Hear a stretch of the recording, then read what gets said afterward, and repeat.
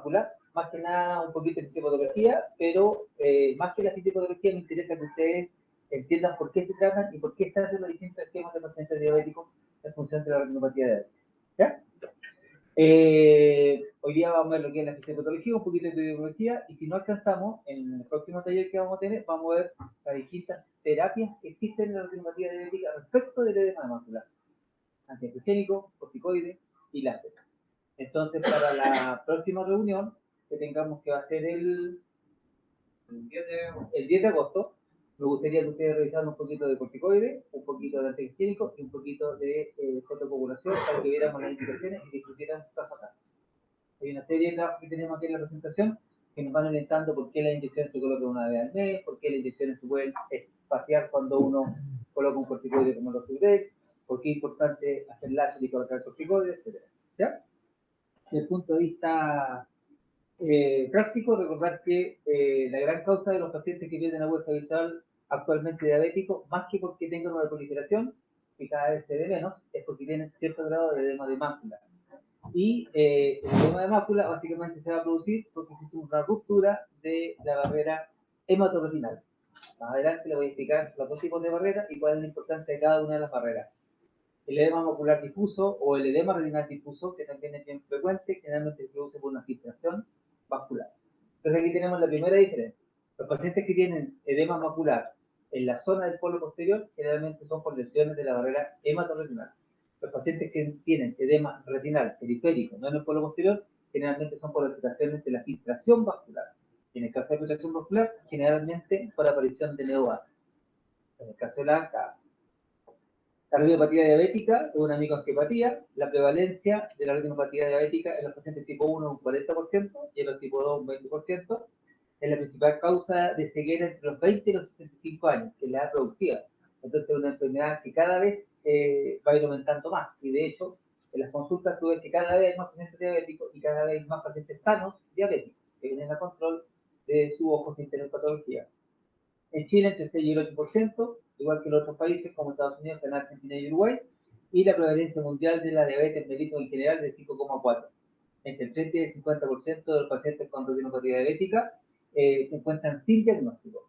Si nosotros hiciéramos una reunión y tomáramos examen, y tomáramos angiografía y tomáramos OCT, podríamos darnos cuenta que existe un porcentaje más o menos como un 8% de pacientes diabéticos, y aparte de eso, dentro de los pacientes diabéticos que nosotros encontremos, hay hasta un 50% de pacientes que tienen algún grado de retinopatía diabética. Entonces es una enfermedad altamente prevalente.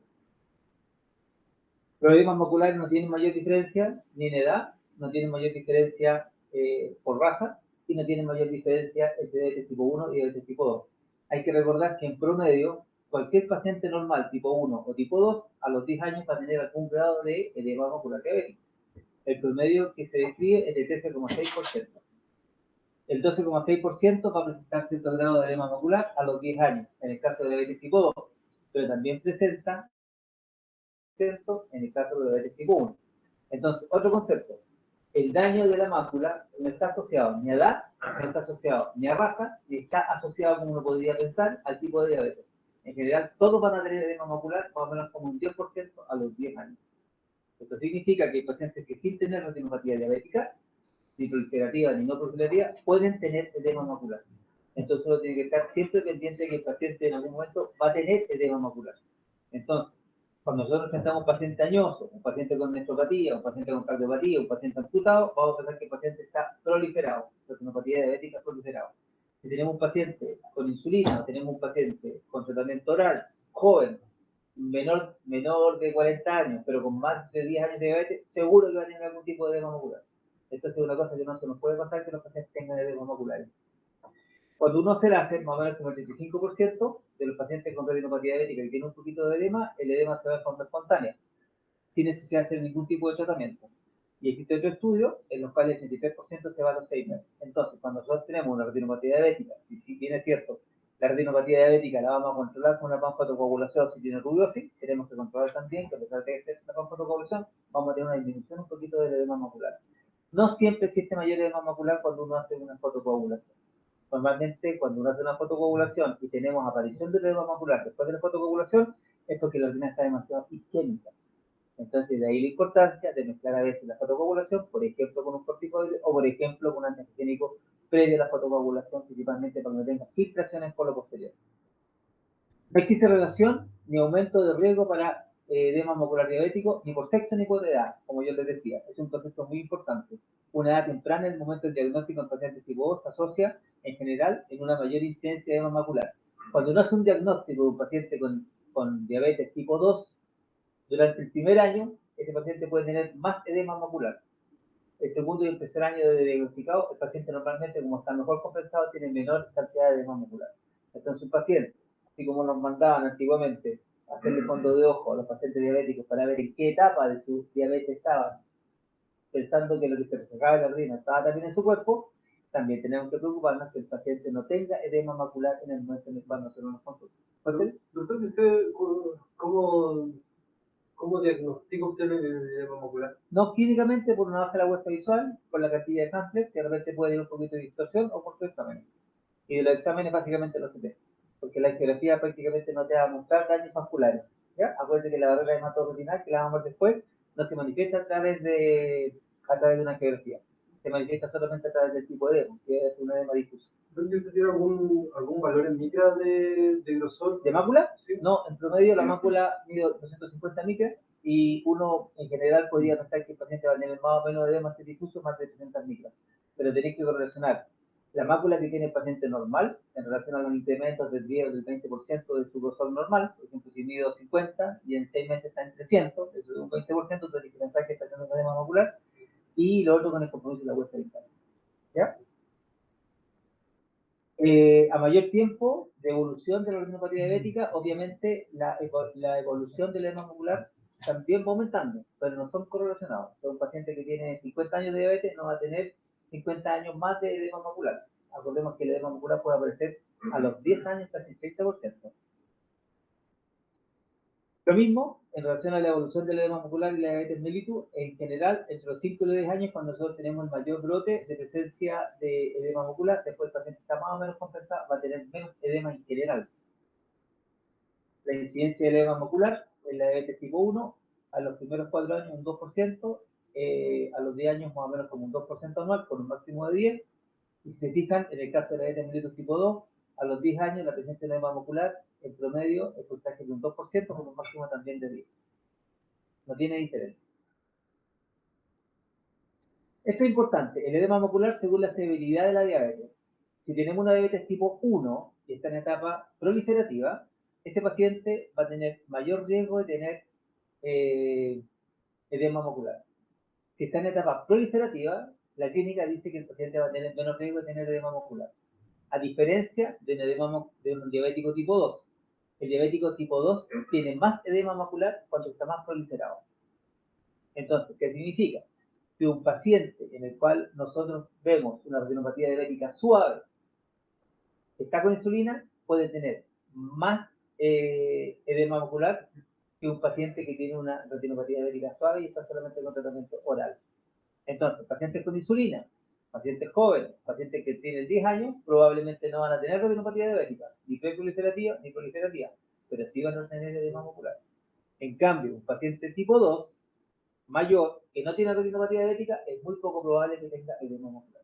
¿Ya? Es una diferencia clínica que es muy importante porque tenemos que buscarlo. Paciente joven, paciente con insulina, sin retinopatía diabética, con mala huesa visual, seguro que tiene edema macular. ¿Ya? Los factores más importantes en general en la diabetes, como todas las cosas, es el tema de la función renal y el tema de la hemoglobina glicosilada como función y como factor proliferativo respecto de que la isquemia produce factores de antígeno. La microalbuminuria y la nefropatía diabética, que habíamos conversado en la vez anterior, está altamente asociada a algunas patologías. Y como concepto, lo más importante es saber que la diabetes mellitus tipo 1, con insulina, presenta mucho más nefropatía diabética. Y la diabetes tipo 2 presenta mayor cantidad de lesiones cardiovasculares. Está demostrado que la asociación entre nefropatía diabética y aparición de edema muscular y proliferación es significativa. Un paciente con daño renal va a tener más edema y va a tener más proliferación. El factor de riesgo de la insuficiencia renal no es concluyente como un factor de riesgo de edema macular, pero sí la cantidad de tiempo que tú tienes insuficiencia renal. O sea, si tú tienes una insuficiencia renal muy grave, no necesariamente va a tener edema macular. Si tienes una insuficiencia renal leve por mucho tiempo, probablemente sí va a tener más daño en la función macular. Lo mismo pasa con cualquier cosa que disminuya la cantidad de oxígeno, dislipidemia, hipertensión, tabaquismo, aterosclerosis. En la fisiopatología del edema macular hay que recordar que así como el tejido retinal es más vascularizado, el tejido retinal es más parecido al cerebro. Y como es más parecido al cerebro, los riesgos que tiene de hacer edema es mucho más fácil y es mucho más lábil a los cambios osmóticos o oncóticos de la estructura de la retina, igual como en el cerebro. Es exactamente igual.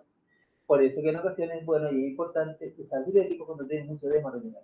Los pironolactonas generalmente, cuando se tiene buena función renal, acetotolamida. Los diuréticos en general disminuyen la cantidad de edema que uno puede encontrar en la retina, sí. Y es porque se asocia un poco a lo que es el tejido del sistema nervioso central, el cerebro. Tenemos dos barreras, la barrera interna y la barrera externa, que se compromete dependiendo de la patología. En la barrera hematoretinal interna tenemos que destacar las células endoteliales de los capilares retinales. En el caso de la barrera hematoretinal externa, tenemos que destacar las células del epitelio pigmentario. Entonces tenemos dos contactos de barrera, uno a nivel de los capilares retinales y otro a nivel de las células del epitelio pigmentario. Esas son las dos barreras hematoretinales que tenemos, por las cuales se puede producir el edema retinal. En el caso del volumen retinal, como les decía, el volumen retinal es muy mínimo en relación al tejido total de la retina. Los cambios de presiones oncológicas, o sea, oncóticas o osmóticas, provocan un aumento del tejido y aumento del líquido extracelular. En el caso de la retina, debería ser la capa nuclear interna. Y aparte de eso, nosotros tenemos que pasan proteínas cuando tenemos una mala función del capilar, sobre todo cuando tenemos presencia de neovasos, que también te va a aumentar la cantidad de líquido a nivel del polo posterior. Entonces tenemos dos barreras. La barrera vascular, que sería el endotelio, y la barrera celular, que serían las células del epitelio pigmentario.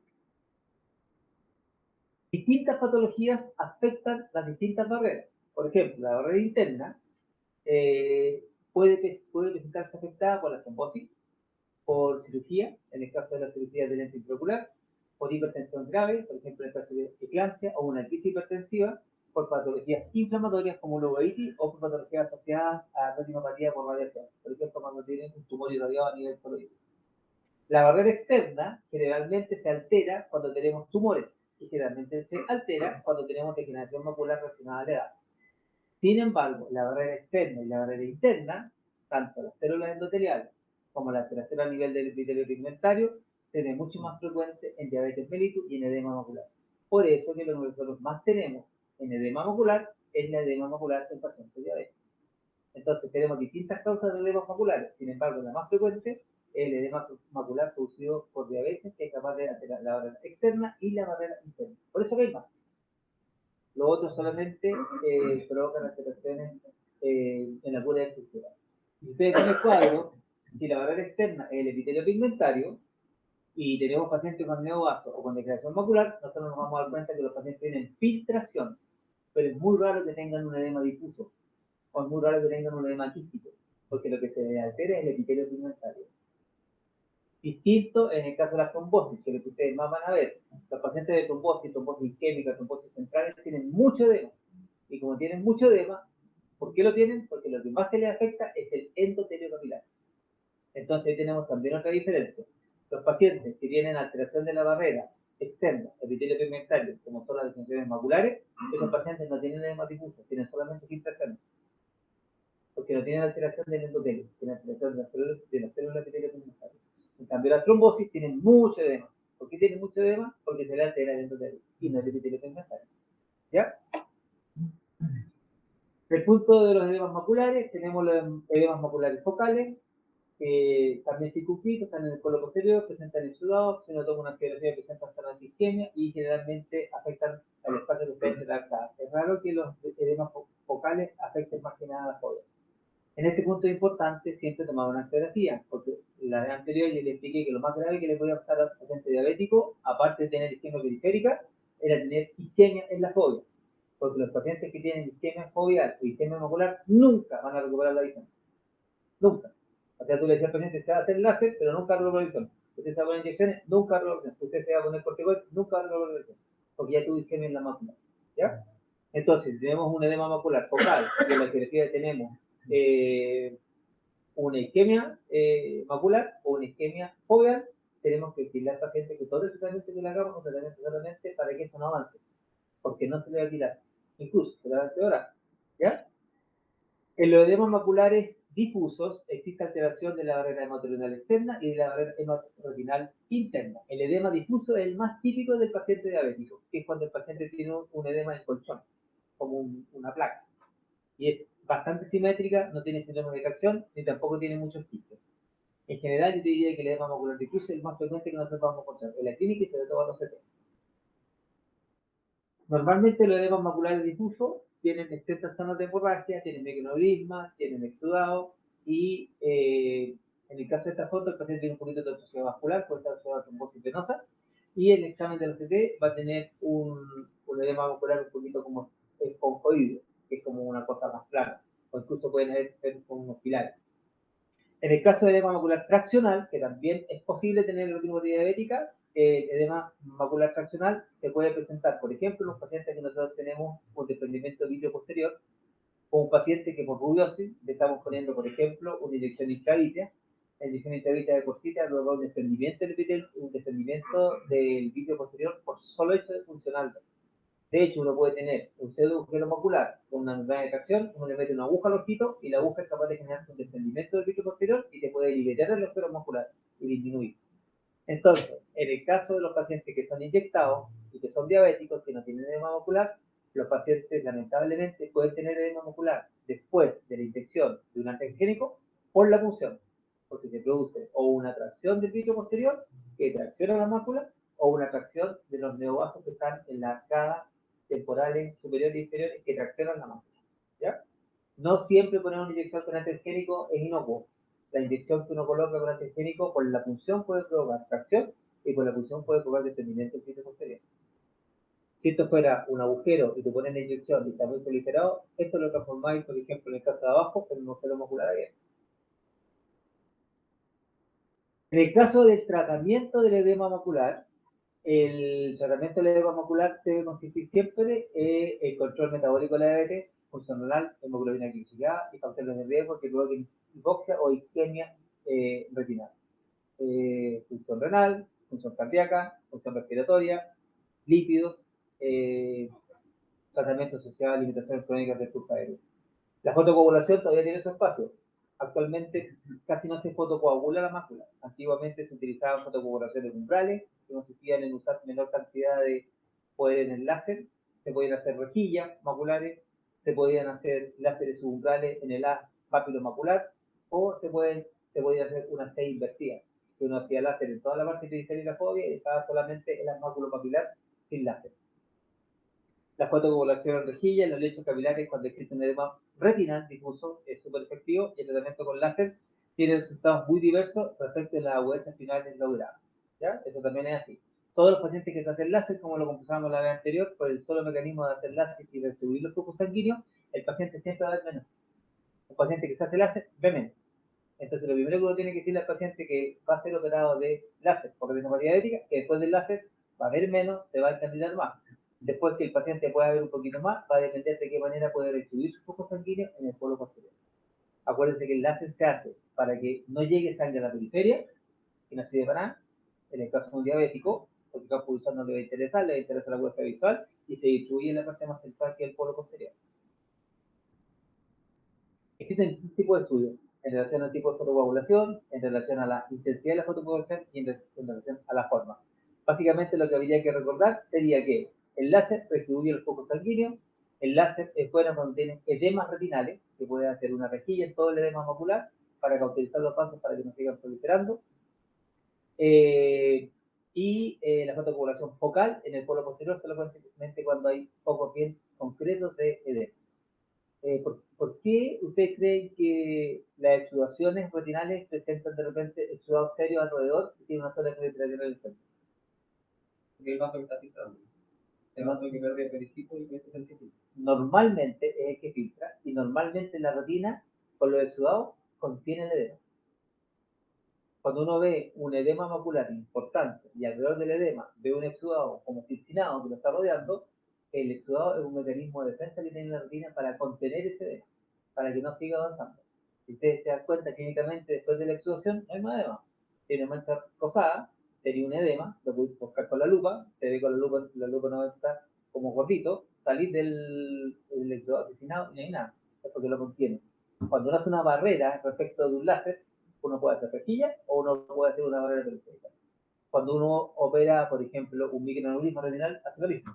Le hace una pequeña rejilla y después cauteriza alrededor del microaneurisma para que no se extienda. Eso mismo lo puede hacer la retina. ¿Ya? Entonces, la introducción básicamente de los tratamientos, para entrar en la materia que nos interesa, la inflamación es lo que juega el rol más importante en los procesos asociados a edemas maculares. En el caso de las inflamaciones, tenemos la cirugía de catarata, cuando por inflamación o por cirugía muy larga o por manipulación excesiva del iris o por pérdida vítrea, se produce liberación de prostaglandina, tú puedes tener más edema macular después de una catarata normal. Un paciente que es diabético con una catarata limpia puede tener más edema macular después de una catarata normal. Un paciente con uveitis, de condición normal, después de una catarata normal, puede tener mayor riesgo de tener edema macular. Entonces, como concepto, si la inflamación juega un rol tan importante, existen pacientes en los cuales ustedes tienen que dejarle prostaglandina antes de operarlo de catarata. Por ejemplo, un diabético que no esté muy bien compensado, un diabético que tenga edema retinal, un diabético joven que tenga de años de insulina, un paciente uveítico que se opera de catarata, un paciente que se operó de catarata y que la cirugía tuvo alguna complicación, o el tiempo o estructuras capsulares. Entonces, con el solo hecho de que uno contenga un poquito la inflamación, uno ya contiene un poquito la aparición del edema macular. ¿No le está dejando ahí a todos los diabéticos? Casi todo. Sí, yo generalmente uso Cedestén. Sí, sí, Cedestén, Nevanac, Calcular, todos te sirven en general. Y básicamente lo que hacen es disminuir la cantidad de prostaglandinas que están liberadas cuando tú haces el acto quirúrgico. Lo otro que también es importante respecto de la aparición de edema macular, independiente que afecte a una u otra barrera, son los factores proinflamatorios. Y de eso existen un montón. Lo que más nos interesa son los factores que provocan proliferación muscular.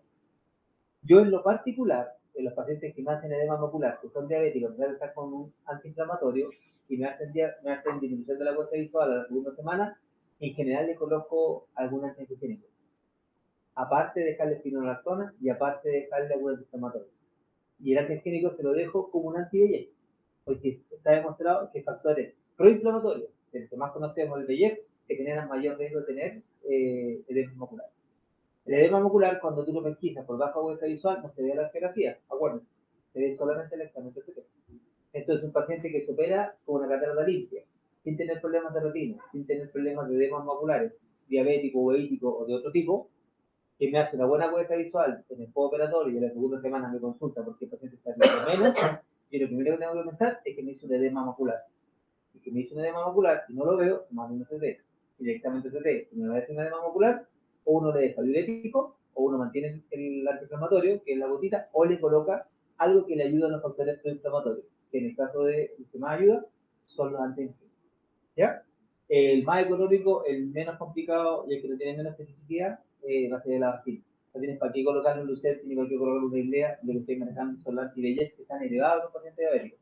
En general, los pacientes diabéticos actualmente se tratan con anti-VEGF, pero están con anti-VEGF de tipo Avastin, a lo más alta, pero nunca Ilea, o muy rara vez Ilea, o nunca Lucet. Cuando el medicamento antihigiénico, cuando tuvo el Avastin o el Saltram, no le hace nada, más que pasar de Ilea, tú tienes que pasar a un corticoide por en este caso tú. Antiguamente nosotros usamos calcium. Dentro de las cosas más importantes de los corticoides ahora, y sobre todo los corticoides de depósito, tenemos que son capaces de bloquear la leucotaxia, que es lo que desencadena el proceso inflamatorio, inhibir la expresión de las prostaglandinas, inhibir la expresión también del anti-VEGF que está presente, y fortalecer las uniones estrechas de las células y el endotelios. En este caso, el más conocido de los subdex, antiguamente nosotros usábamos chantilonona, de los subdex es dexametasona. Conocen todo el implante, ¿cierto? Sí. Pues, y es algo que se usa, originalmente los subdex cuando recién salió se usaba principalmente para la trombosis venosa, pensando que los subdex tenían un factor muy importante en lo que era la filtración por pérdida de la barrera internas, que eran las células endoteliales y la circulación de virus. Un puro estudio, no tiene mucho sentido. Básicamente, de este estudio, lo más importante es considerar el uso de corticoides en el edema macular diabético tiene un rol súper importante. ¿En qué sentido? Es que es capaz de disminuir y de darle fortalecimiento a la barrera que más filtra, que es la barrera endotelial, que sería la interna. El Ozurdex en general, complicaciones no presentan, idealmente se ponen pacientes que no tengan cristalino, si tiene cristalino te puede provocar un poquito de catarata, pero es mínima.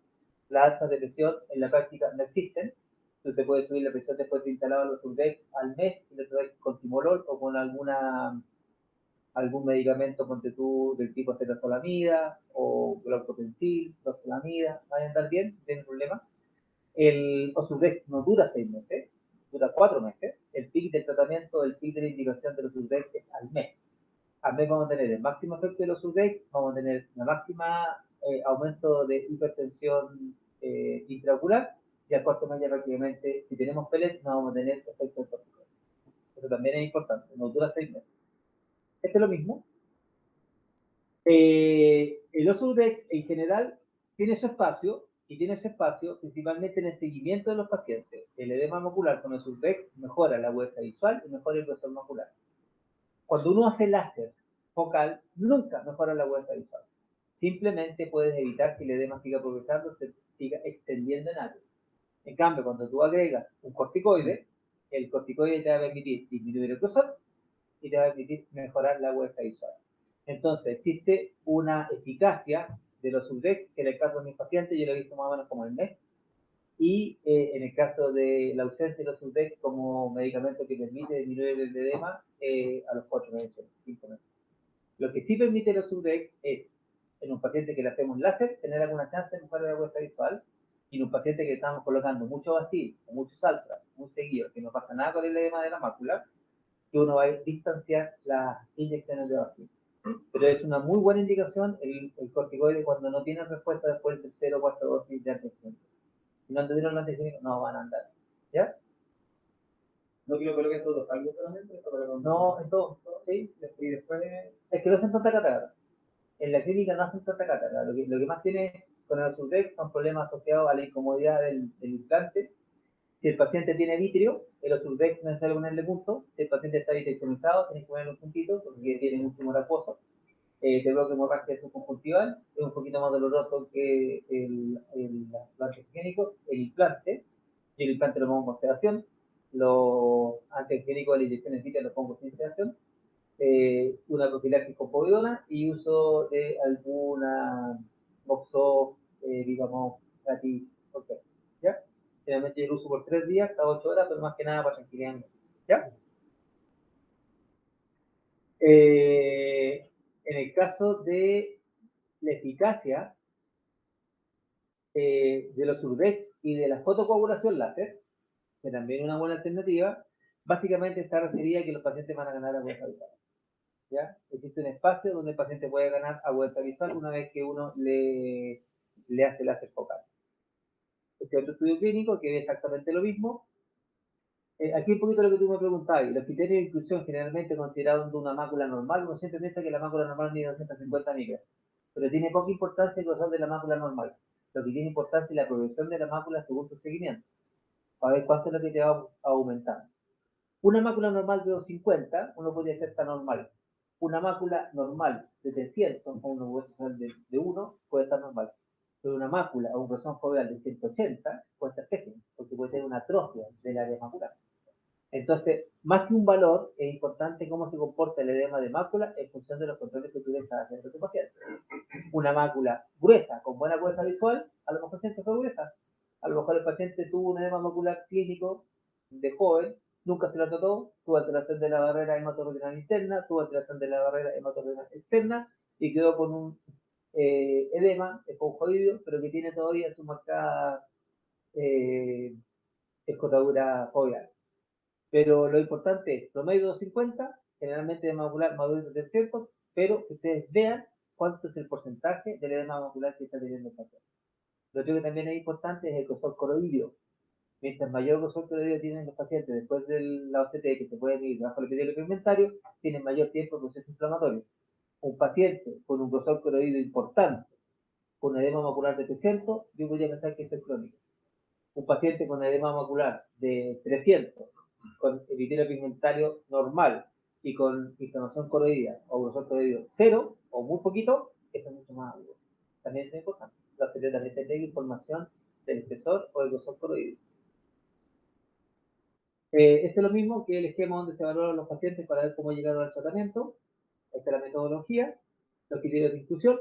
En general son los pacientes diabéticos tipo 1, tipo 2, edemas maculares difusos, que son los edemas preferentemente diabéticos, porque son las dos barreras, edemas maculares mayores a 2,75, que son un 10% más de lo que uno podría pensar que es lo normal, que es 2,50, y agudezas visuales bajas. Esto es lo mismo. Respecto a la evaluación de la seguridad, lo que ya conversamos, es la hemorragia subconjuntival, el aumento de las presiones creo que puede ser bien controlado. La presencia de la catarata es poco frecuente, no es tan frecuente.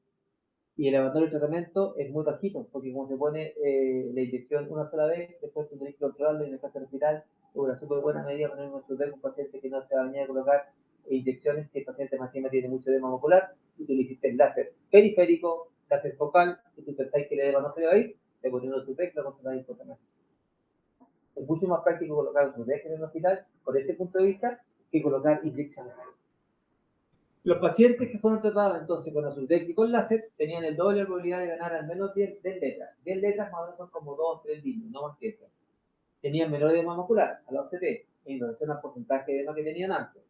Tenían una filtración también menor. Acuérdense que la filtración no se ve con la OCT, la filtración se ve con la angiografía. Casi 11 veces menos probabilidad de abandonar el tratamiento por la falta de eficacia, básicamente porque se pone una vez y se controla los 4 meses. Y la fotocorrechazo con láser logró reducir el edema, pero la agudeza visual fue mejorada solamente cuando se le agregó Sudex. Entonces, el láser focal te sirve para que no avance, pero no te mejora nada la agudeza visual. El Sudex te mejora la agudeza visual, pero hay que recordar que el Sudex va a durar 4 meses. O sea, después hay que ver cómo seguimos con el paciente, si todavía tiene mala la función renal, todavía mala tiene alteraciones de la oxigenación de la retina o enfermedades. Ese es más de lo mismo respecto a las presiones y las cataratas. Es exactamente lo mismo. Esto es lo mismo. Es un edema macular difuso, tratado con Osutex, tratado con láser.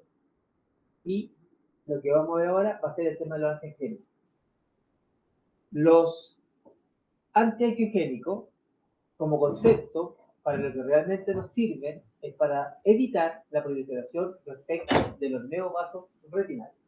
La vez anterior conversamos de por qué un paciente con un infarto hacía vasos colaterales normales, no sangraba, y por qué un paciente con una isquemia retinal, que podría ser igual que una isquemia miocárdica, genera vasos que son anormales.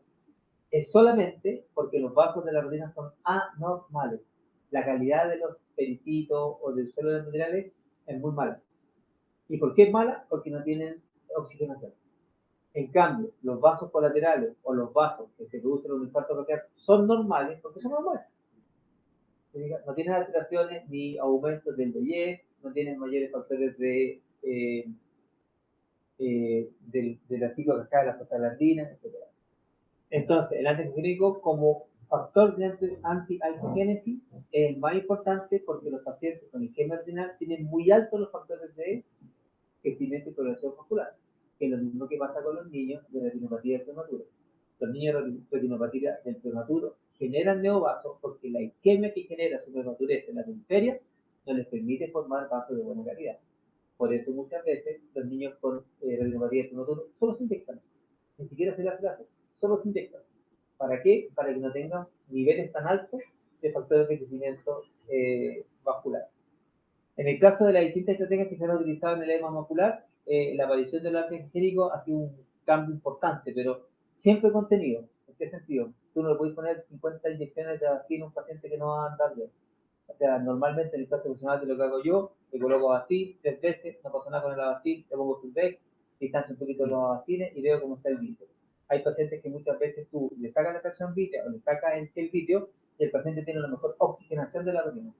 En la vitrectomía se mejora la funcionalidad de la retina principalmente porque la transmisibilidad del oxígeno en la cavidad es mayor al tener humor acuoso, que sería lo que se transforma el vitro cuando tú después de que lo que se va de acá o se va del suelo, que es el vitro. Entonces, la oxigenabilidad que tiene un paciente con una retinopatía diabética es mayor cuando está vitrectomizado que cuando está no vitrectomizado. Son esos ejemplos de distintos edemas tratados con antihigiénico. ¿Y qué esquema de tratamiento con antivirus recomiendas? ¿Qué es lo que hago yo? Normalmente pongo Bastil. Pero ¿cuántas dosis? No, le pongo una Bastil mensual por 3 veces, le controlo la huesa visual, le controlo el OCT. Aparte de leer la función renal, la función cardíaca, lípidos, colesterol y alteraciones respiratorias. ¿Ya? Si tú te das cuenta, muchos pacientes diabéticos, ustedes le mandan a hacer un test de oxígeno, ponte tú, o una oxigenometría nocturna, no sé, el 10% tienen apnea. Son pacientes que se oxigenan muy mal, son pacientes que son muy obesos, son pacientes roncadores. Tenía una serie de cosas que te van alterando la oxigenabilidad de la retina, porque su función estaba disminuida, ¿no? Pero en general yo uso Bastil 3 veces, si no ando bien con Bastil, uso en general Salta ahora, que es equivalente a la ILEA, pero con otra fracción, y sin uso o sus veces. ¿Ya? Eso es generalmente así. Esto es un poquito lo mismo, ¿eh? Los pacientes con edema macular difuso, que fueron tratados con los con láser, presentaron mejor agudeza visual durante el periodo de Surdex. El láser nunca mejoró la agudeza visual. La determinación de la filtración difusa mostró resultados favorables para los grupos de Surdex cuando se ponía solamente Surdex y se hacía solamente láser. Y nos fue bien tolerado el tema del láser porque todos los pacientes reclamaron que la visión la había bajado mucho. Es normal. Esto es más o menos lo mismo.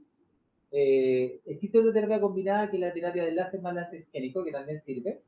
En el caso del antihigiénico, uno lo puede usar antes del láser o después del láser, dependiendo de lo que uno quiera utilizar o ver. Yo en general primero coloco láser y después coloco el antihigiénico. Le pongo láser, lo controlo los 10 días, le tomo CT, vemos cómo está el edema y ahí le pongo Avastin. ¿Por qué elegir Avastin y no elegir corticoides? Por un costo, porque sé que el paciente lo va a poder controlar los próximos meses, porque el paciente puede ser un paciente joven, insulino con 10 años de edema, que le puedo hacer generar una catarata, y porque sé que el paciente va a seguir teniendo madera. Si yo supiera que el paciente nunca más me va a venir a ver, yo le voy a le pongo unos Surdex y lo siento a los 4 meses. ¿Ya?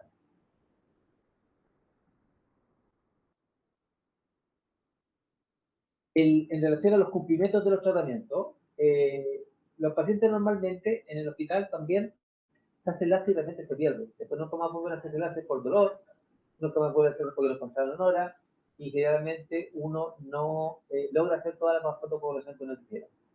Yo acá en la práctica fotocoagulo a los pacientes en una sola sesión, pero varias veces durante el día.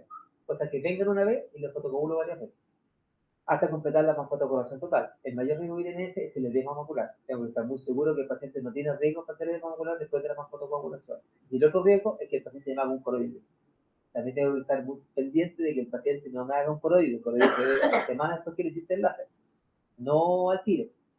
A los pacientes cuando le hago eso, normalmente les dejo acetazolamida, les dejo un hipotensor ocular y les dejo algún diurético. ¿Ya? Eso es bien, bien, bien importante, aparte del antiinflamatorio normal. Pero en el hospital hay que tratar de hacer el láser lo más rápido posible, siempre y cuando se pueda y no tenga el riesgo de tener mayor edema macular o mayor riesgo de tener algún coroide. Por eso que se hace como espaciado. Disculpe, además de la acetazolamida, ¿le con diurético? No, acetazolamida. Ese es el diurético que utilizo cuando tiene buena función renal. Cuando el paciente no tiene muy buena función renal, lo más uso es el espinolactona, que lo mismo usamos para centrar el ceros de los pacientes más jóvenes. El cumplimiento de Surdex y de láser es bueno, no, los pacientes se hacen el tratamiento, no tienen mayores inconvenientes. Y en el caso de ustedes, para el tema de la Avastin en el hospital, es más complicado. ¿Ya? Existen diferencias significativas en la tasa de catarata cuando el paciente tiene o no tiene tratamiento de Surdex. Las complicaciones de la presión tampoco son tan importantes. Eso está bueno. Siempre los tratamientos requieren un control. Siempre. El control de los pacientes acá en la clínica, por lo menos de los míos que yo veo, normalmente el control se lo hago a los 6 meses de terminar el tratamiento. 6 meses después de un año. Nunca dejo un paciente solito. En comparación, los pacientes que requieren más de 8 o 9 inyecciones, porque tú de algún antihigiénico, es mucho mejor que esos pacientes se coloquen un Sudrex y vayan espaciando su antihigiénico. Es mejor desde el punto de vista del costo y de la calidad visual del paciente. Los resultados han demostrado que los implantes de liberación sostenida, en el caso de los Sudrex, en combinación con el láser, si tienden lo mismo y el edema macular, son beneficiosos, sobre todo porque contienen el edema y porque mejoran la agudeza visual. Se podría combinar el láser con los antihigiénicos de todas maneras. La estrategia siempre tiene que ser, según la evolución del paciente, el uso de corticoides, el uso de láser o el uso del antihigiénico.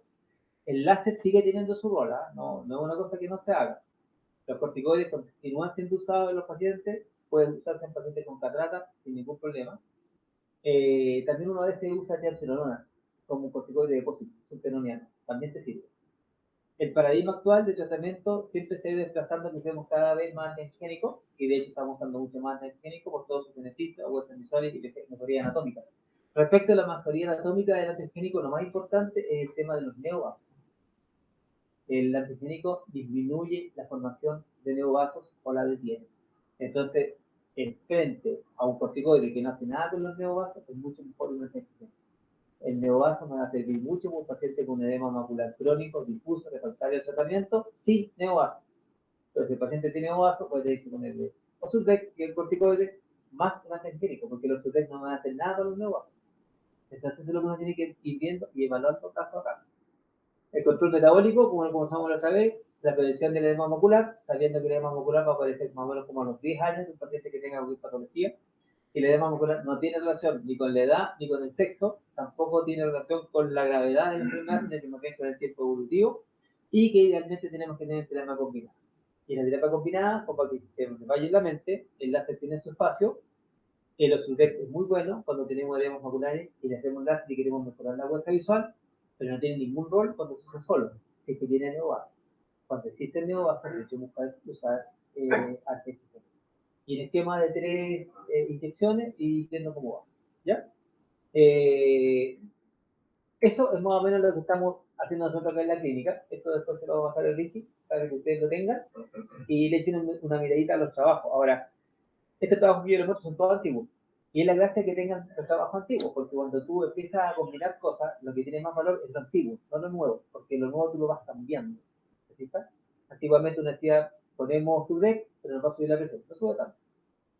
Ponemos Sudrex solamente en los pacientes que tienen lente intraocular. Se puede poner también con cristalino, no hace tanta catarata. Pero Sudrex, para corregir algo en los nuevos vasos, corrige, no corrige nada. ¿Te fijáis? El Avastin, el Satra o la Ilea tienen su indicación principalmente en evitar la formación de nuevos vasos. O sea, tienen su indicación anatómica. ¿Por qué la inyección de Avastin, en el caso particular mío, yo la utilizo con los pacientes que tienen edema macular post cirugía de catarata diabético?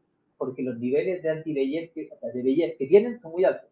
Y con el Avastin, si bien es cierto, no tienen neovaso, yo disminuyo la tasa de factor de crecimiento endotelial. Es solamente por eso.